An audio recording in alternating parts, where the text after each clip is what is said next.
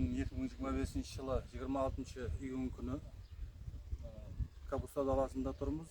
Бұл проект өз санат құрылыс банкі һәм Тақатас районы Найман-Көл ауыл қорлар жиында жайласқан Найман диқаллары істеп шығару кооперациясымен біргелікте 645 контурда 10 гектар жерге капуста егілді. 10 гектар жерге 10 диқан қожалығы біріктірілген болып, әрбір диқан қожалығына 1 гектардан туыр келеді. Уақытында диқанларымыздың суын, төгінің, агротехникасын бергенлігі себебі қазір капусталарымыздың өніп өсуі бәрі жақсы алатында, ертең bundan жоғары сүрет аламыз деген ниеттеріміз бар. Келешектегі мақсатымыз және де жерлерді қосып Найман диқаллары істеп шығару кооперациясына оларға диқан қожалықтарын біріктіріп капустаның басқа да сортларын егу ниеттеріміз бар.